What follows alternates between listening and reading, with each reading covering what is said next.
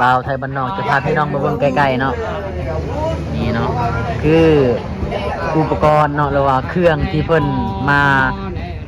เลี้ยงปีมื้อนี้ก็สิมีอยู่อันนี้มันแมงหยังทุกคนผู้ใดฮู้ทุกคนเนาะเห็นบ่อันนี้มันแมงคาบเนาะแล้วก็มีหอยเนาะมีเปลือกหอย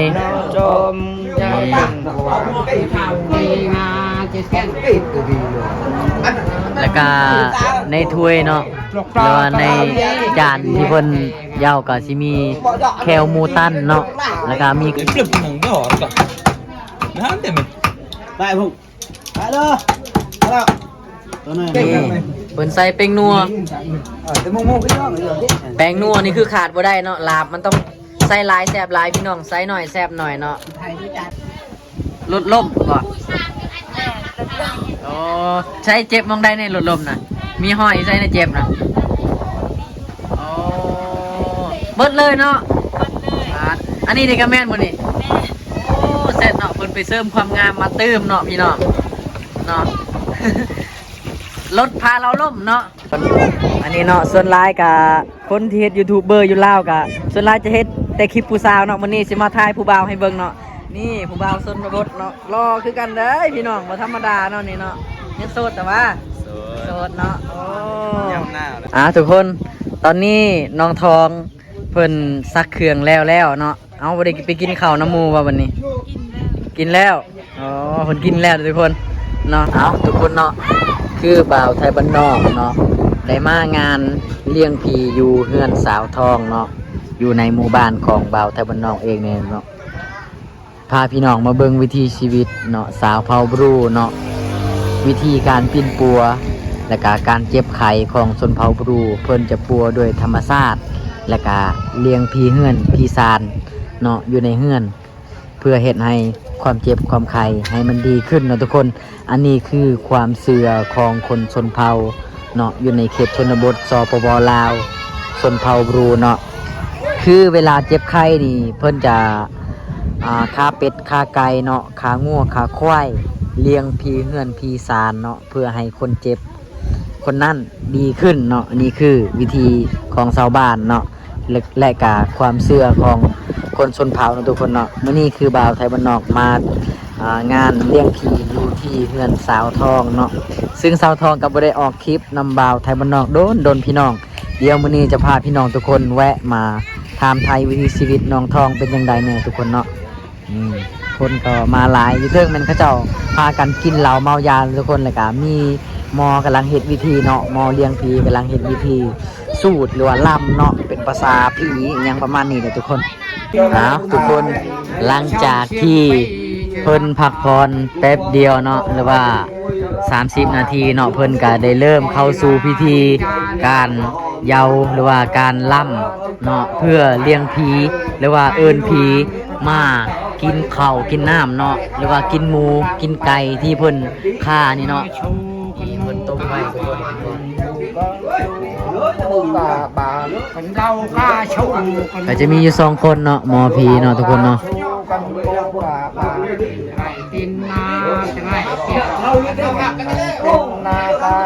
ก็คือในหัวของเพิ่นก็สิมีอันยังทุกคนสิมีหอยแล้วก็มีหัวแมงคามเนาะแล้วก็มีดอกไม้อีหยังนี่แหละทุกคนในหัวของเพิ่นเนาะเพิ่นจะใส่ไว้เนาะเดี๋ยวจะพาทุกคนมาเบิ่งใกล้ๆเนาะนี่ทุกคนบ่าวไทยบ้านนอกจะพาพี่น้องมาเบิ่งใกล้ๆเนาะนี่เนาะคืออุปกรณ์เนาะหรือว่าเครื่องที่เพิ่นมาเลี้ยงปีมื้อนี้ก็สิมีอยู่อันนี้มันแมงหยังทุกคนผู้ใดฮู้ทุกคนเนาะเห็นบ่อันนี้มันแมงคาบเนาะแล้วก็มีหอยเนาะมีเปลือกหอย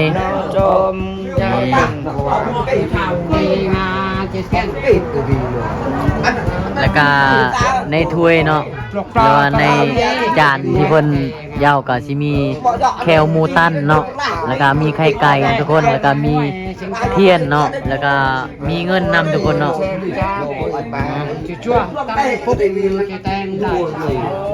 รวมได้ในเรื่องเอาลูกจงได้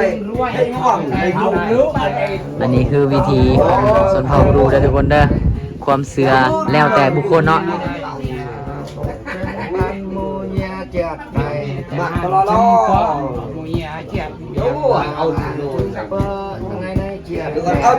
นี่เนาะเขาก็จะเชื่อว่าพี่นะจะอยู่ในนี่เนาะมองที่เพิ่นสร้างไว้เนาะ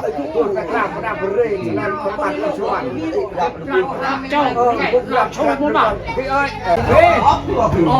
ดูแลเบิ่งยาถูกทองตาทองมาตีทองเด็กพวกนี้เอาแต่ทองตามุ้งไม่ใช่ทองตาทองมาแกล้งชวนเลยเอายาแกล้งเลยยังกูมอเอ้ยบ่รู้ใช่จุตาบางตัวเมื่อจุดก็ใช่จุตาบางตัวกันหมูกูมอจุตาบางตัวกันหมูกูมอจุตาบางตัวเจอว่ากันเจอตำรวจเลย ทุกคนเนาะโอ้คือผู้ใดได้มางานเพิ่นก็จะยินเราให้กินตลอดเลยทุกคนเนาะในบ้านนี่กินก้อนเลยในบ้านโอ้ในบ้านนี่บ่กินเหล้าเลยวันนี้ให้แต่ลูกบ้านกินเนาะทุกคนเนาะทุกคนหลังจากที่เพิ่นเฮ็ดพิธีแล้วเนาะบ้านนี้เพิ่นก็สิมาผูกแขนเนาะหลานน้อยที่เป็นไข้เนาะทุกคนเนาะนี่คือน้องเสื้อดำนี่คือน้องเป็นไข้บ่สบายจริงๆนะทุกคนเนาะแล้วก็มื้อนี้เพิ่นก็มาผูกแขนเนาะแล้วก็เฮ็ดพิธีเลี้ยงพี่แล้วก็มาผูกแขนทุกคน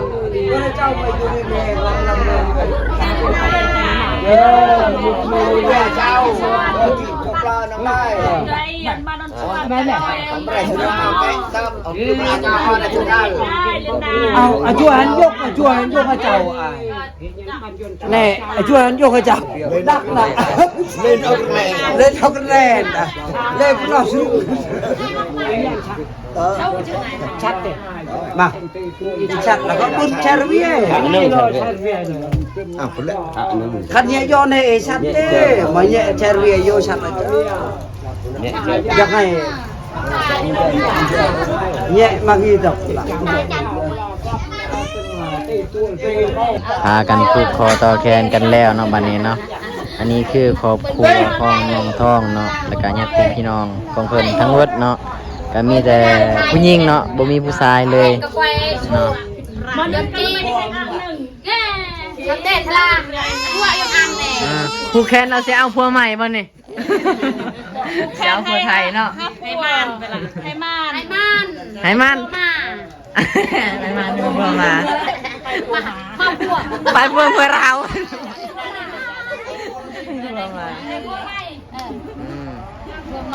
นี่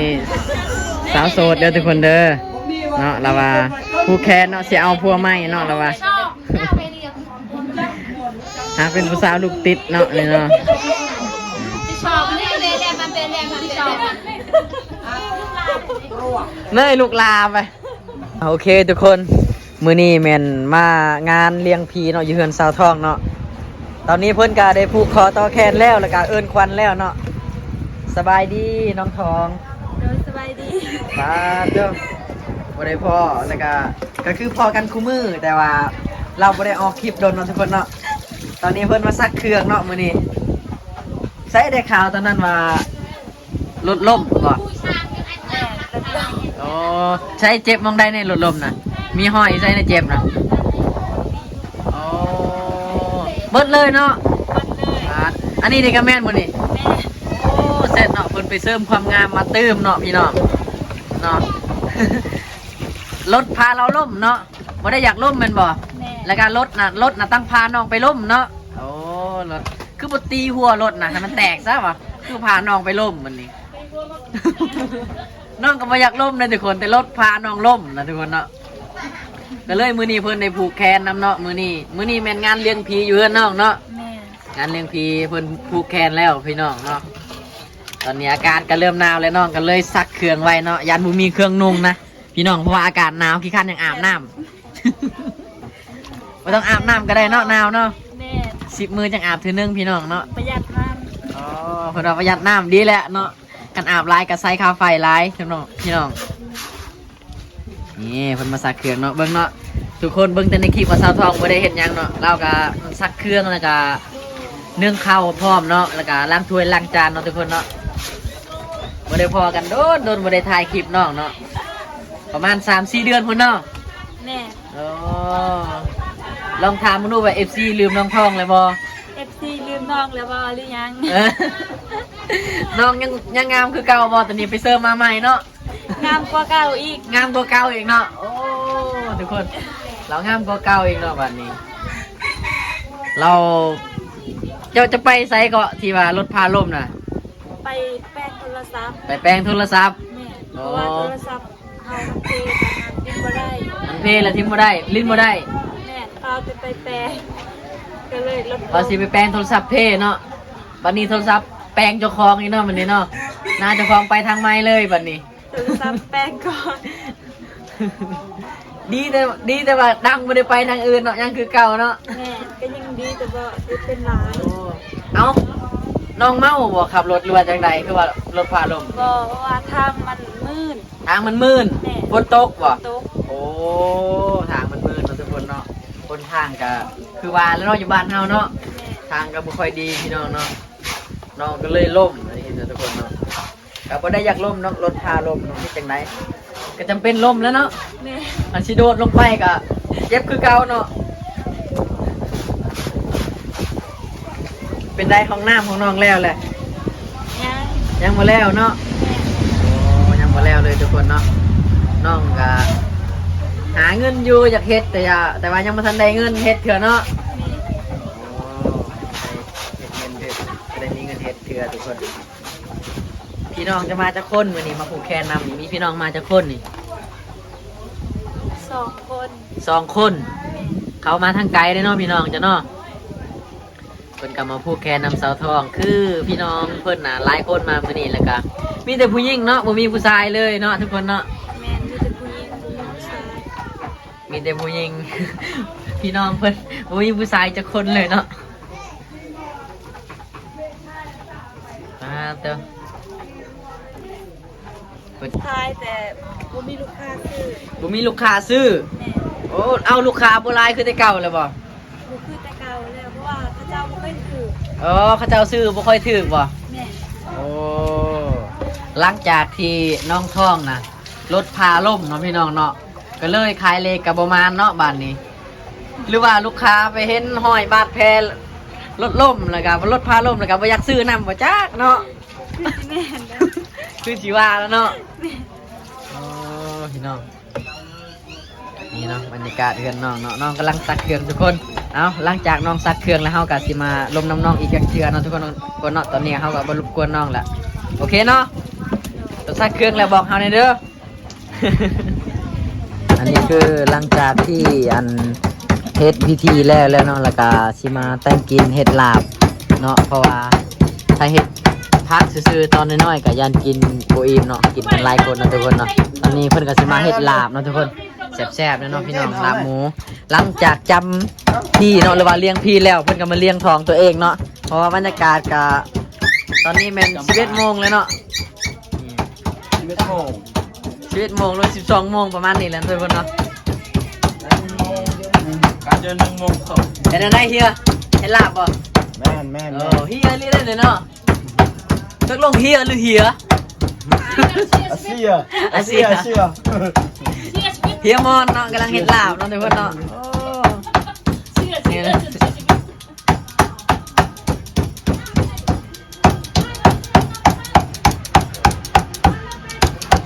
จะผัดเมื่อเลยทางกระดูกเนาะ โอ้ แซ่บๆเลยทุกคนนี่ กระแตตุ้งตุ้งเลยดูเว้ยดูนั่งจ้องเพื่อนนะล่ะเดี๋ยวการต้องมาเลิกกับเบอร์นั่น โอ้เนาะจะเป็นอีซาครับเนาะพี่น้องเนาะเฮ็ดลาบหมูไปพร้อมแล้วก็โทรลมผู้สาวไปพร้อมเนาะโอ้ข้างอีหลี เจ้าเยอะอะไรเลย จากลมบูชาทางใดเด้เพิ่นนัดกันว่ามื้อแรกนะพี่พ่อกันอยู่ใส่หมูหูเนาะพี่น้องเนาะกำลังโทรนัดกันอยู่ตอนนี้พอครัวสิได้กินบ่วันนี้มัวแต่ลมบูชาเนาะเฮ็ดนะแม่ลาบหมูน่ะอยากเฮ็ดลาบหมูน่ะอยากโทรลมบูชาน่ะเนาะโอ้คักอีหลี อ้าว Det är flippt någon dag då. Det här är med. ได้พุ่งไปเลยมาแล้วตัวนึง ได้เต็มปลา ว่าตัวน่ะ อันนี้เนี่ยใช้โลกัน ว่า10 โล ประมาณ10 โลป่ะ10 โลเนี่ยเบิ้ลโมลานใช่น้องไง โมลาดเนื้อโล ร้านเหรอ โล อ๋อตอนนี้คือพากันลมกันเรื่องหมูน้อยเนาะหมูน้อย ซึ่งหมูน้อยนี่อยู่ลาวกันราคาแพงเนาะพี่น้องเนาะ10 โลนี่ก็สิตกอยู่ล้านปลายหรือว่า2 ล้านประมาณนี้แหละเนาะหมูน้อยนี่แพงเด้อหมูตัวซ้ำขาซ้ำหยังนี่เนาะก็ระดับ 6-7 แสนแล้วเดี๋ยวนี้ทุกคนที่เขาเจ้าขายตามตลาดหมูกระทอตามหนทางเนาะอยู่ตลาดเซโปเนาะทุกคนเนาะอันนี้หมูนี่ประมาณอยู่10 โลเนาะแต่ของคนซื้อก็สิตกอยู่ล้านปลายเนาะทุกคนเนาะล้านกี่บ่เป็นหยังเนาะถ้าเป็นล้านบาทนี่ขายหมดเฮือนก็บ่ได้นะพี่น้องเนาะคือสิบ่ได้กินแล้วหมูมื้อนี้อันนี้คือผักเบิดกระดูกเนาะถ้าเอาแต่ซีนมันก็ยันกินบ่อิ่มนะทุกคนเนาะอันนี้ก็ผู้สาวเด้อทุกคนเด้ออันนี้ผู้สาวลูกติดเนาะไปหับได้ก็มาคุยน้ำเล่าเลยเนาะสบายดีซื้อหยังเนาะนี่ ซื้อเกวดอน แกวอุดรเนาะ เดี๋ยว โอ้เป็นเอื้อยของสาว สาวทอง เป็นเอื้อยของสาวทองเนาะโอ้หน้าตาเหล่าสดใสงามเลยพี่น้องยิ้มมีเสน่ห์เนาะว่าแต่สถานะเป็นยังไงนี่ โสด โสดบ่โสดแท้หรือโสดปลอม โสดแท้ โสดแท้เนาะ เดี๋ยว โอ้โสดห่างกัน3 เดือนโอ้แม่นบ่แล้วโสดห่างกัน3 เดือนบ่โอ้แล้วเอาหยอกจะตีแล้วเอาหยอกเนาะ แม่น โสดแท้แล้วทุกคนเนาะอันนี้ก็โสดคือกันเนาะโสดตอนโควิดอยู่เนาะเฮ้ยไม่ได้เลยจะได้บัวละอาสาตีบัวมีผู้บ่าวคุยแล้วบ่ตอนนี้มีผู้บ่าวล่มแล้วบ่ บ่มี บ่มีบ่ แม่ เอาบ่ผู้บ่าวสิอายนี่ เอา เอาบ่ แม่ แล้วทุกคนเนาะก็คือไปถ่ายคลิปเล่า เอาให้เขาเรียกนุ่มซอย ว่าง่ายๆคือบ่าวไทยบ้านนอกน่ะยังบ่ได้ถ่ายคลิปเล่าจักเทื่อเนาะแต่ว่าเราว่าให้บ่าวไทยบ้านนอกน่ะหาผู้บ่าวให้เนาะเอ้า เล่นป่ะเล่นจ้ะ มื้อนี้ก็คือมาผูกแขนเจ้าเนาะคือผูกแขนมื้อนี้กับมาผูกแขนเอื้อยของสาวทองนี่แหละพี่น้องเนาะเพิ่นว่าโสดหลายเลยเนาะโสดหลายมื้อแล้วบ่มีคนล่มก็เลยมาผูกแขนให้ผู้บ่าวมาล่มนะทุกคน แม่นบ่ที่ว่ามานี่ แม่นแค่แต่ผู้บ่าวลง บ่มีคนล่มก็เลยมาผูกแขนเนาะเป็นน้ำควันเฮาบ่ดีบ่จะบ่มีคนล่มเนาะอ๋อเพิ่นก็เลยมาผูกแขนนะทุกคนเนาะงานเลี้ยงผีมื้อนี้อยู่เฮือนของสาวแก้วอุดรเนาะกับน้องสาวสานุทองเนาะอันนี้คือพี่สาวของเพิ่นเนาะ มาแต่ว่าหา มาเบิ่งเนาะเอื้อยของสาวทองเพิ่นกำลังเฮ็ดกินหยังทุกคนเนาะหยังนี่เฮ็ดแกงเฮ็ดอ้อบ่ แม่น พี่น้อง แกงใส่มะอึ ใส่มะอึเนาะกินกันหลายคนเนาะ แม่น คันว่าใส่แต่น้ำสดธรรมดาบ่ได้ใส่อันอิหยังมะอึอิหยังก็ยันบ่พอกินเนาะกินกันหลายคนเด้ทุกคนเนาะ หลายคนกิน หลายคนกินเนาะมื้อนี้แขกมาหลายทุกคนมาผูกแขนคือว่างานเลี้ยงผีเนาะอยู่เฮือนของเพิ่นนี่แหละนี่เพิ่นใส่แป้งนัว แต่โมก็ย่อเลย แป้งนัวนี่คือขาดบ่ได้เนาะลาบมันต้องใส่หลายแซ่บหลายพี่น้องใส่หน่อยแซ่บหน่อยเนาะสำหรับผู้ใดที่อยากได้อมนาเนาะทุกคนเนาะแม่นเพิ่มแป้งนัวหลายๆเนาะคือพ่อครัวคนนี้เนาะ ดาดูจับผู้คาดมันจะเป็นลาย ถ้าบ่มีแป้งนัวนี่แม่นบ่แซ่บเลยเนาะพ่อครัวเนาะ ลายเฉย เรียบร้อยแล้วว่าเรียบร้อยแล้วเนาะพร้อมกินเลย แล้ว มากินเล็กเค็มเกลือแล้ว หนักเลยมันจะใช่ อันนี้เนาะส่วนหลายกับคนที่เฮ็ดยูทูบเบอร์อยู่ลาวกับส่วนหลายจะเฮ็ดแต่คลิปผู้สาวเนาะมื้อนี้สิมาถ่ายผู้บ่าวให้เบิ่งเนาะนี่ผู้บ่าวชนบทเนาะรอคือกันเด้อพี่น้องบ่ธรรมดาเนาะนี่เนาะยังโสดแต่ว่าโสดเนาะโอ้ ยำหน้าเลยนะยังมีคนกอด ยังมีคนกอดบ่ เราบอกให้คอยหาผู้สาวให้เนาะเดี๋ยวสิหาผู้สาวให้เราเนาะเอาซื้อเพจเจ้าจังได๋ซื้อเพจเจ้า ไอ้พวกไอรอนบอย ไอ้พวกไอรอนบอยเนาะทักมาได้เป็นบ่โอเคเนาะ ถ้าผู้สาวคนใดเบิ่งคลิปทางหาลาวแล้วเนาะลาวโสดตอนนี้เงาแห้งแล้วว่ะยังมีผู้สาวเนาะทุกคนตอนนี้กับข้าวมาแล้วเนาะนุ่มรอจะไปเสิร์ฟกับข้าวให้แขกอยู่เทิงเฮือนเนาะ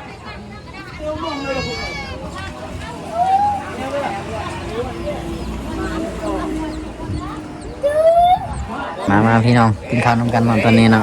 เจ้ากินข้าวกับเอิญหมูเอิญครูเนาะโอ้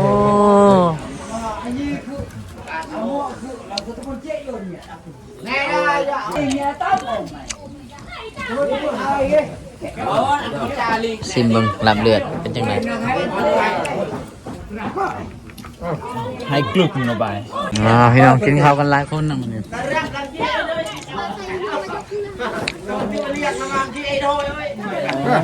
ลุงกลางกับหลบบ้านกับหลบลุงกลางเพื่อมีน้องมึงต้องใจเลยแต่เรื่องใจเรื่องเหนื่อยยันแรงเลยอ่ะ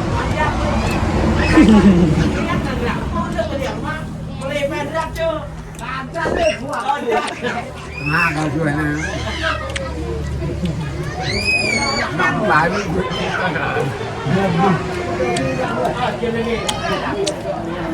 เดี๋ยวจะวิ่งนักเลยเงียบอยู่มันน้ำไม่อยู่เงียบอยู่ยังโดนหนักเลยนะแล้วก็เจ๊ได้โม่อยู่เลย ทุกคนตอนนี้น้องทอง